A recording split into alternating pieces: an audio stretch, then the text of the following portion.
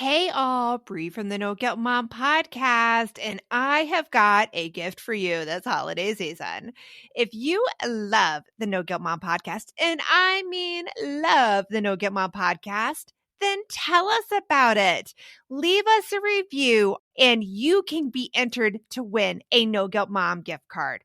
All you have to do is leave a review, take a screenshot, and then simply go to noguiltmom.com/review to enter our giveaway for a free No Guilt Mom gift card, simply for telling us what you think about the podcast. It is amazing. But don't delay. Get right on this, as we're going to be giving away that No Guilt Mom gift card on December 21st. So get right on over and visit noguiltmom.com/review. Welcome to the No Guilt Mom podcast. I am your host, Joanne Crone, joined here by the delightful Bree Tucker. Why, hello, everybody. How are you? We're trying to sound peppy because we just figured out about 10 minutes ago that we think we're both getting sick. Which is so funny. Are sick, or are actively sick, right? And are just, I don't know. It's like, it's one of those sicks that you're like, am I sick? Am I not sick? Am I coming down with something? I don't know. I don't feel like myself, but am I sick? Right? Well, and then you get in your head. Yeah, you get, but I feel like I get in my head because I'm like, really? Am I really sick? No, I'm not sick. I'm going to go and work out. And I'm going to get on my desk treadmill and I'm going to do 5 miles. And wait, that wasn't a great idea. I really am sick. Yeah. See, now I need to lay down for the rest of the day. And I go the opposite direction. I go, I feel like crap. What's wrong with me? And then I try to rest. But at the same time, I'm like, if I'm not sick, then I just get mad at myself for being lazy. I'm like, oh, I could have gotten so many other things done. So actually, I've been really tired, run down, not feeling good, nauseous, headache. And there's been a lot of weird weather in Phoenix right now. So it's like, maybe it's that. We've had really busy last 2 weeks. Maybe it was that. But in talking to you that we have the exact same symptoms, I'm like, okay, yeah, you're right. We're probably sick. Yeah, it could be. And I was going to say, what are our Bobs doing to us? Right? The voices in our head when they're shaming us for being lazy. What are they thinking? Bob needs to go get a vacation. They're so mean. They're so mean. And if you're new to the No Guilt Mom podcast, Bob is that inner voice in your head that's constantly shaming you and telling you what you're doing wrong. And again, every time I hear it, I see the Mucinex monster guy with the nasty hat and the cigar sticking out of his mouth. Phlegm? Yes, I see the phlegm. That's my Bob. That's what Bob looks like. And he's living rent-free in my head. And that is so not fair. So not fair. Time to evict him. Yes, time to evict him out to the curb. He does not get squatters' rights. He's out of there. Exactly. It needs to happen. Exactly.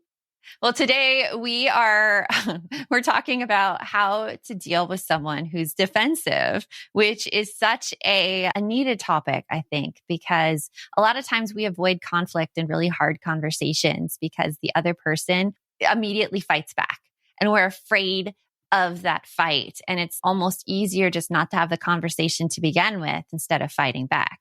We hear this a lot in our Balance VIP program, coaching with people's husbands, people's partners, things they don't want to discuss or they're fearful of discussing because their husband fights back and is like, well, I've had a really hard day or anything along those lines. And another big one that's popped up a lot lately in our Balance community, dealing with tweens and teens. They are super feels like they are super defensive. Like it's nothing worse than feeling like you have to walk on eggshells around your own child. I mean, that's hard. Mm-hmm. And then there's also the fact too that you run into people like in your workplace. Whenever I worked in an office environment, which I didn't always have an office environment because I did a lot of grant funded work. And if you ever worked in a grant, sometimes it's just 2 of y'all.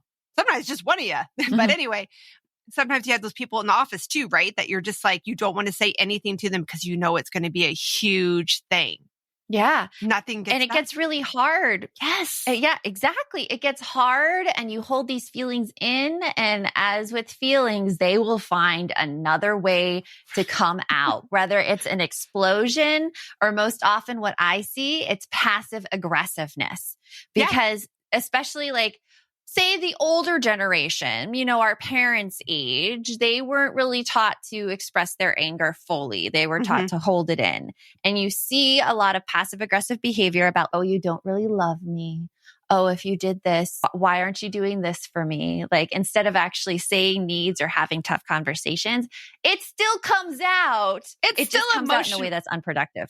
It's still emotional manipulation, no matter which way you turn it. But I was going to say that passive aggressive, though, can be explosive too. Like, have you ever been around somebody that starts slamming things around? Like slamming shut cabinets and like, oops. Like, oops, what happened? Sorry, I didn't mean to like hit you. I just brushed you as I walked by. Meanwhile, you got flung into the wall. Sorry. Meanwhile, I accidentally flung you into the wall. Meanwhile, so sorry. He's describing like low-key domestic violence here, but saying that it's passive-aggressive behavior. So anyway.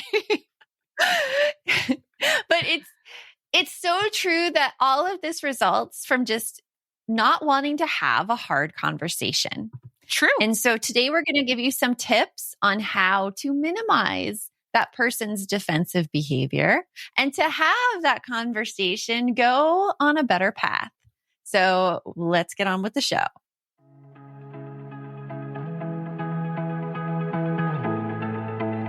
You want mom life to be easier. That's our goal too.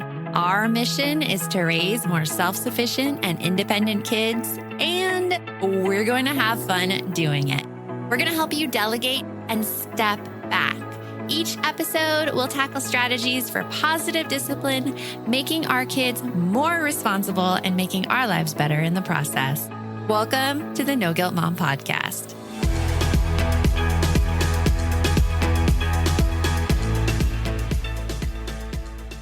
So when we have to approach someone who's defensive, it's really scary. Like it's really, really scary. I used to be so afraid to approach people in my workplace, especially when I was a teacher. I mean, I've told the story about the upstairs boss, where one of the teachers was telling my teammate that calling me an upstairs boss. And I never confronted her about it because I was always afraid she would turn the issue back on me. And to be like, well, you did this and you did that. And then I'd have to come from a place where I have to defend myself when we're really talking about her behavior. And I didn't have these skills then. And so I just never talked to this woman. And I ended up talking a lot behind her back. And we ended up complaining about her in the lunchroom. And it just took so much emotional energy.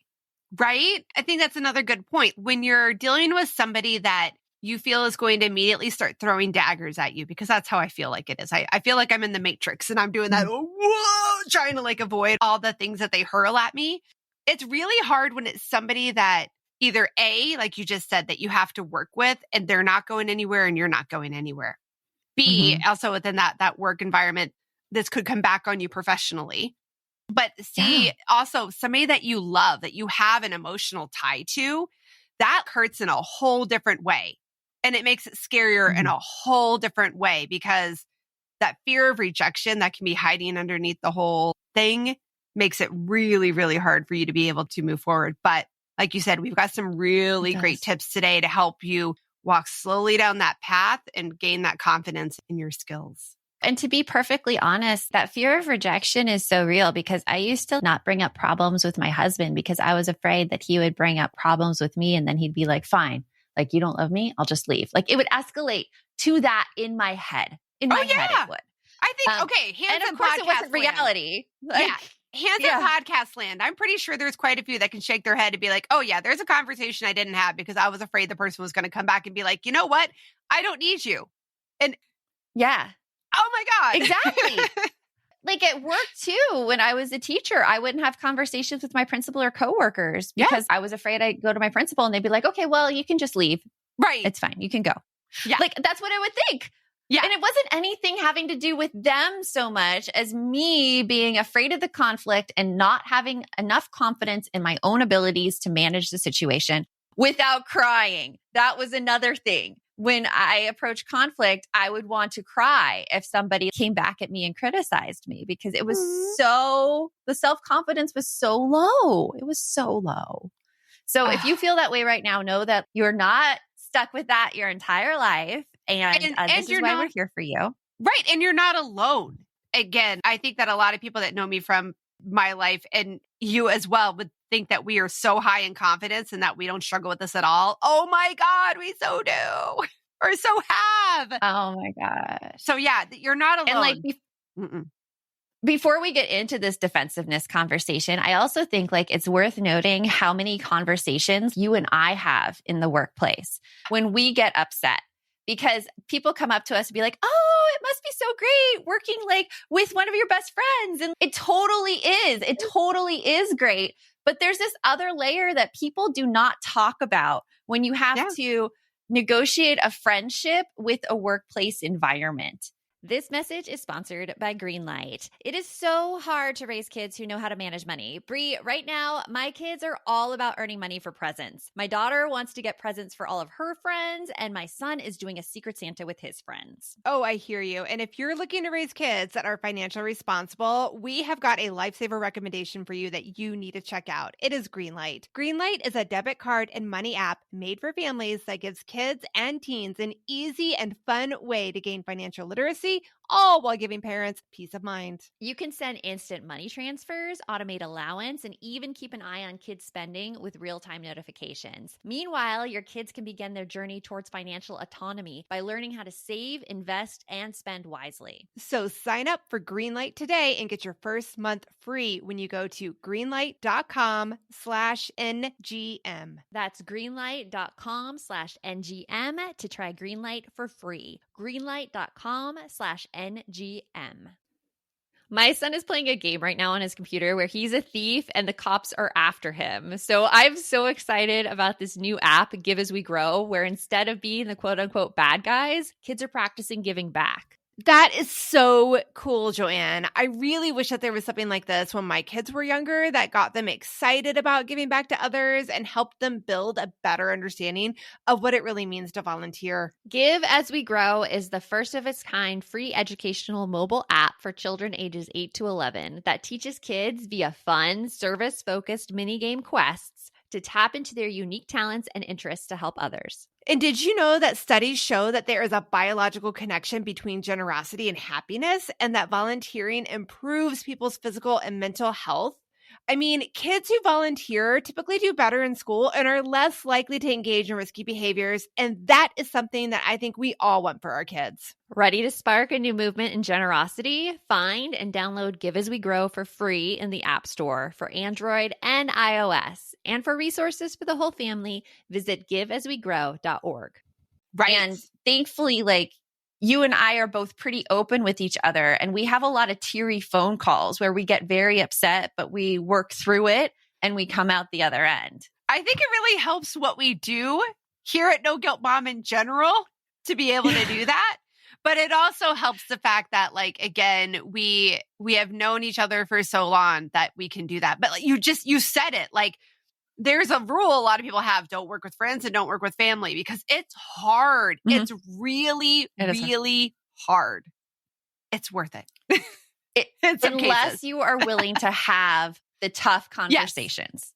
Yes. Yeah. And the other person is also willing to have the tough conversations, and you come together and meet an agreement. And that's how it works.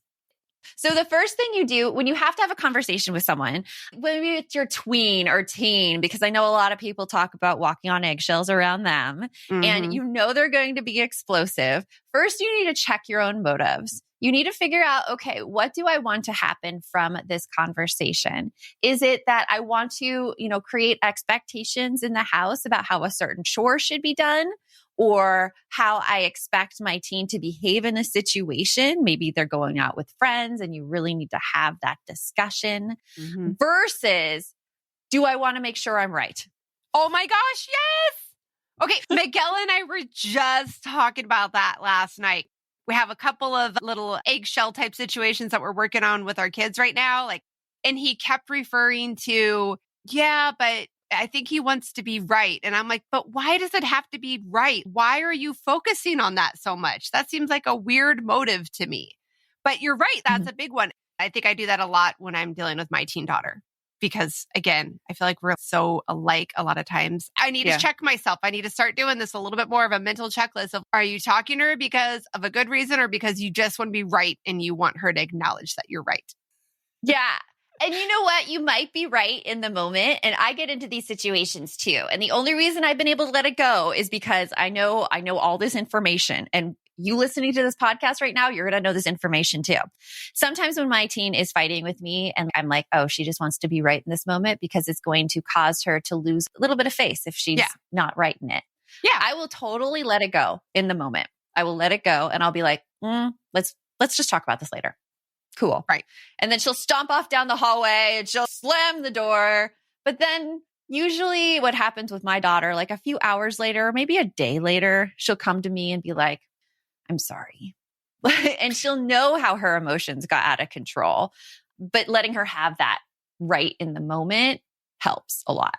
Yeah, I think that's a good point. So again, check your motives. Why are you wanting to have this conversation? That's a huge, huge one. Yes. And the second part is to notice when the conversation turns.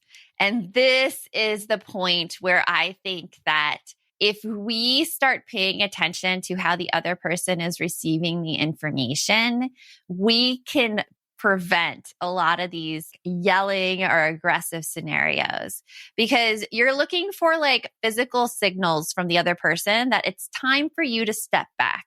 They are not ready to receive this information at this exact moment. Now, it doesn't mean like you shouldn't ever bring this up again, but it means that it's time to put a pin in the conversation because this is not going to be a very productive conversation. They're going to fight you. They're going to fight you so hard. So what I'm hearing you say is be aware that you're not entering into the danger zone. I went to the danger zone. Na, na, na, na. I'm like, I could feel the song coming. You knew. You're like, oh God, he's going to do it. Yeah, because, well, we talk about a lot about, flipping your lid where the emotional brain becomes detached from the logical brain. And that's what's happening. So if we notice that in the other person, we know, hey, let's put a pin in this. Let's talk about this later. Or even for ourselves too, right? Like, granted, we're talking about talking to someone who's always defensive. So odds are very high. It's that person is flipping their lid. But in some cases, the stress of just having the conversation can make it where we flip our lid and we're also then veering off into the danger zone ourselves. Exactly. I try not to sing again. And really hard. I know. I'm singing in my head. I'm singing in my head. The only reason I'm not singing is I don't think I could hit that first note. And I think it would be. I went to the danger zone. Okay. Yeah. Anyway. It's still early. I know it is. It is. I haven't done my operatic things that I usually do in the kitchen. Like I'm walking around and I'll do this away from the microphone. It's like,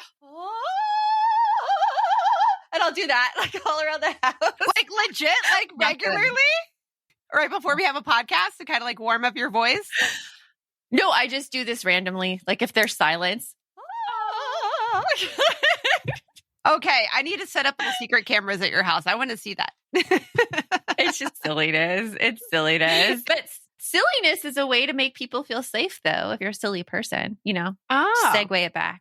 True. It does. I was going to say, so you're talking about a way to, I don't know, like tip number 3, look for safety.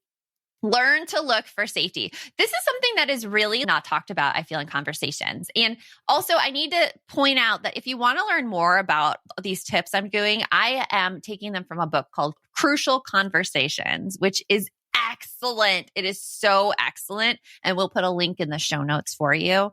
Excellent. But we're excellent. Yes. Okay, tubular. Sorry. How long have you heard that word? Tubular, Joanne's like, oh my God, Bree, stop with the 80s references. I can match you beat for beat with the 80s references. Oh, you can. But it's like, yeah. So the thing that we're not told is that we need to work on making the other person feel safe in a conversation, especially with our kids. If we don't make our kids feel safe in a conversation, and what I mean is like not physically safe, not like the safety that like we're not going to hit them or anything. I mean, that's a given, but emotionally safe in a conversation so that they can be vulnerable with their feelings and not feel like they have to put up a wall. And this takes a lot of work, but we're going to give you 4 tips at the end of this podcast on how to do it. But when you're looking for safety, some signs that someone does not feel safe in the conversation, one of them is silence. If you're talking and the other person's like, they're not safe in the conversation, and that conversation is not going to be productive, and you're not going to get everything out on the table. When we look at conversations, we look at conversations as how we're contributing to the pool of meaning. We're not saying we're right. They're not saying that they're right. They are just contributing with us to this pool of meaning that then we can both make sense of what's going on. So this withholding of meaning from the pool, this silence, is a sign that someone doesn't feel safe in the conversation.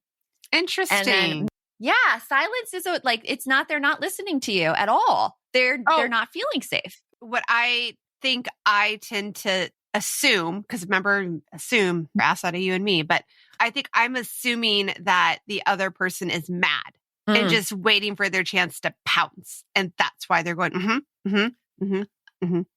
Well, they're withholding information when they're doing that. They're like, and they're not listening to you either. But you're right. Yeah. That's a good point of them not feeling safe in the conversation because they're just trying to think of what to say back. But also, I would probably do the same thing. If I wasn't feeling like it was a safe conversation, I would probably just be as quiet as possible, trying to get it done as soon as possible so I could get out of there. Yeah. And then probably complain about it to someone else. Oh, yeah. You know, because that's what I do. I'm like, And then I'm like, you know what so-and-so said to me? I could not believe this. Now, let's go into masking because that I'm curious about as well. Usually we end up masking. Like it's easier to tell if you're masking than if someone else is masking. Okay. But if you are not stating your true opinions, if you're sugarcoating everything, then you're not feeling very safe in the conversation. You're withholding meaning from the pool as well. So it's better a thing to recognize in yourself. It's hard to see it in the other person. Is it like beating around the bush?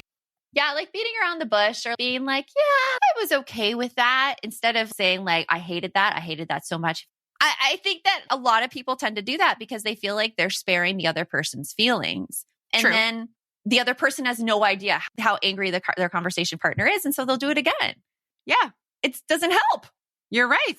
But another way, silence, avoiding. So like steering away from sensitive topics. If it starts going to it, people will start changing the topic of conversation. That's a thing they don't feel safe. And then withdrawing, like you immediately start this conversation. They're like, oh, I forgot I have a meeting right now. Or, oh, someone texted me. I really need to get back to them. Interesting. So that's another way people don't feel safe.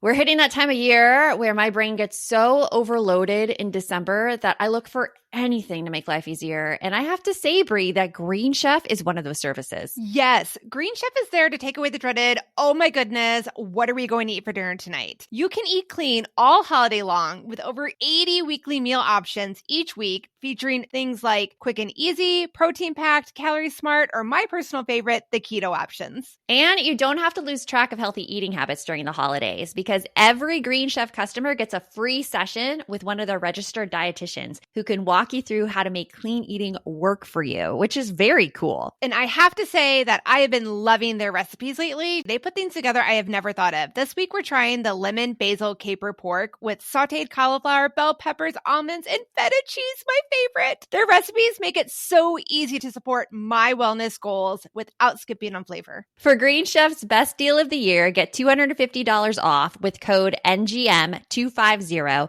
at greenchef.com/NGM250. That's greenchef.com/NGM250. And don't forget to use that code NGM250 to get $250 off. Green Chef, the #1 meal kit for eating well. Hey, Aubrey here, and I wanted to share one of my favorite gifts to give during the holiday season, a Storyworth book. It is the most amazing gift ever. Storyworth is an online service that lets you create a special and unique gift of someone's story. I've given Storyworth books to both of my parents, and it has been their favorite gift, hands down. And did I mention it is so easy? Storyworth emailed my parents questions every week that I handpicked from their massive list of questions that they have. All my parents had to do was open their email and answer them. That easy. I asked my dad questions like, did you have any rules that you set for yourself as a parent, which you immediately broke? And he did. I even asked both of my parents, are you more like your mom or your dad? And they shared a lot of really amazing qualities that I didn't know about my grandparents at the time. Then at the end of the year, Storyworth compiles all of their answers, puts them into this gorgeous book that covers everything. My parents love showing us their books, and I personally love getting a chance to read them. With Storyworth, I am giving mean those I love a thoughtful and personal gift from the heart that preserves their memories and stories for years to come. Go to storyworth.com/NGM and save $10 on your first purchase. That's storyworth.com/NGM to save $10 on your first purchase. But the other way people don't feel safe and the way that we've been taught is violence. And it's not hitting or anything, but it's interrupting when you're talking. Speaking in absolutes.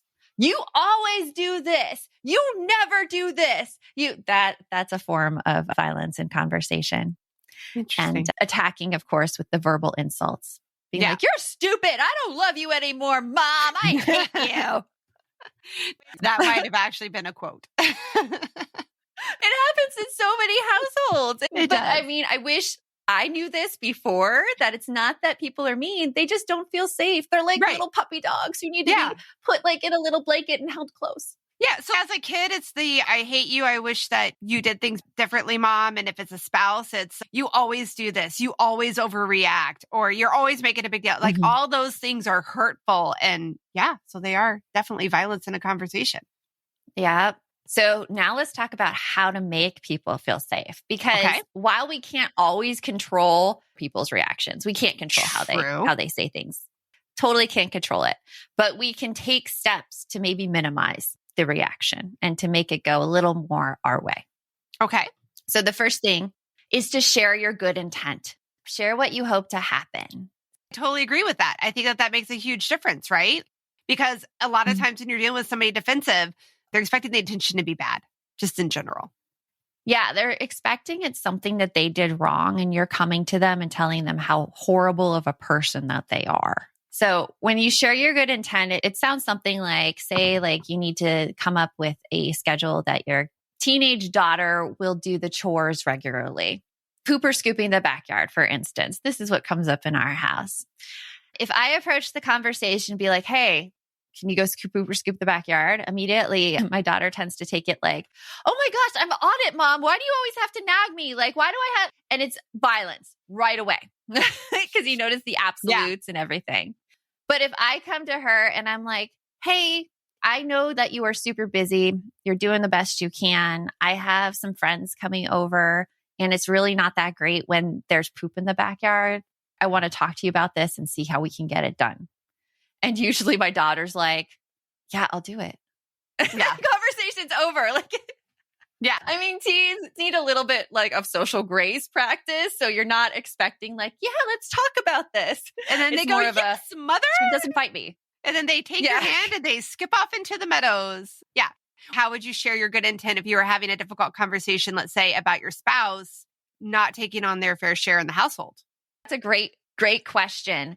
When we look at good intent, you can start from a process of, hey, I know that when I'm really, really stressed, it affects you. And right now in the house, I feel like there is so much that I have to get done that my stress load is at an 11. I want to make sure we have a clean and organized house. I'm wondering what you want too. And check in with them and be like, do they want a clean and organized house? What do they think is clean? What do they want out of the situation? And really decide on this mutual goal. Okay, so if we want this house to be clean and we want clean laundry, how can we split up the chores so that it's not all on me? And then you're working at this goal of we both want a clean house. And how do we tackle the work together? Yeah.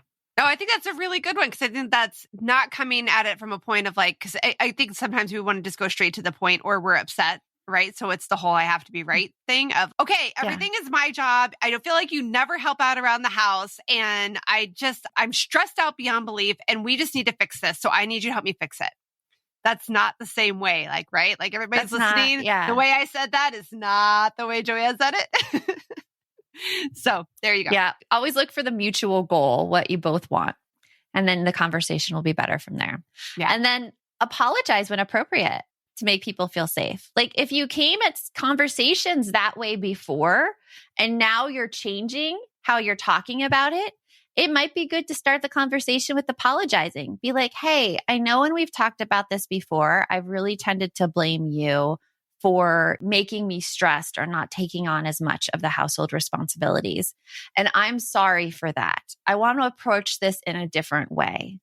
And then see where it goes from there, because you've just made them feel safe knowing that you're not going to come in and attack them. I think that's really good too. Yeah.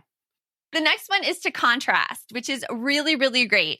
Contrasting is saying what you do want out of the conversation and what you don't want out of the conversation. So in this conversation, I do want to talk about my concerns about the housework, or I do want to talk about my concerns about your grades and doing well in school. I don't want to criticize you or keep you away from doing the things you love. So when you contrast what you do want and you don't want, that don't is the most important, because that don't, you want to talk to their deepest fears about what you think that they are thinking your intentions are in the conversation and why they're fighting you on it so hard. I think that's excellent. Oh my gosh. Yes. You know, I'm thinking about all this in terms of the conflicts we have going on in our house right now. Like I was saying with two of our kids, like, okay, how am I going to have this conversation that way? Contrasting is one of the easiest things that people can do right now, because it's such like an easy skill. Just what do you do want? What don't you want? And it helps them make them feel safe. That's something that we tell parents when they're dealing with toddlers as well, right? Like when you're going somewhere, explain the expectations, what you do want and what is okay and what is not okay. Like it's coming back to that same basic communication standard, which I think sometimes we forget as people get older. Yeah, exactly. And then the fourth one we actually mentioned already. So you've already gotten it. It's create that mutual purpose. Like, what are you both wanting? What do you both want? And how can this conversation help you reach your goals? That's fantastic. And that's it. That's how to make people feel safe in a conversation if you're noticing that they're pushing it back against you. I'm feeling confident and ready to go talk to my teens. Let's see how it goes. And you don't have to think about it as one conversation either, because I mean, this is going to be a lifelong of conversations to go through. But the more you do it, the better you get at it. Exactly. If it doesn't go perfectly at first, that's how it goes. Like it doesn't go perfectly at first. You're going to stumble. This is a new skill you're learning. You can even tell them being like, hey, I want to have better conversations with you. And I'm learning this. So I'm going to make mistakes. And I'm just going to come and try again because I want a really great relationship with you. Also, kids know when you switch tactics and they get really suspicious, especially teenagers. Like they'll look at you and be like, I know what you're doing, Mom. You're doing something on me right now. And so when you just call it out and say what your intentions are, it makes it easier. True dat, man. True dat. True dat. So if you do not feel safe talking to someone, here is how to make them feel safe. Remember to share your good intent, apologize when appropriate, contrast as necessary, say what you do want to do in the conversation and what you don't want to do in the conversation, and then create that mutual purpose and goal. So you're talking about that versus criticizing each other or saying what each other does and doesn't do. I love it. I love it. We're all ready to have this conversation now with that defensive person in our life because we all have at least one. At least one. Yes. And if you're really interested in this, highly recommend the book, Crucial Conversations. And or come join us in Balance VIP because we work on healthy communication styles all the time. Yeah, all the time. Come join us in Balance. We have a link for that as well. And until next time, remember the best mom is a happy mom. Take care of you. We'll talk to you later. Thanks for stopping by.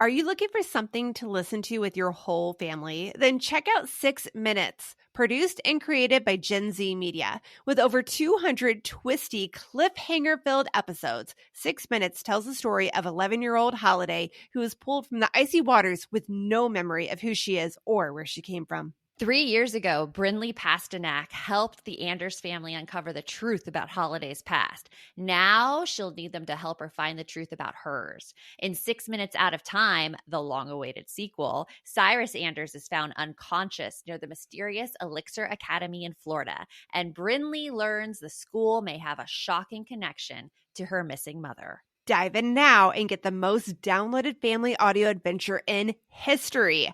Follow 6 Minutes wherever you get your podcasts. You can listen early and ad-free with the GZM family subscription.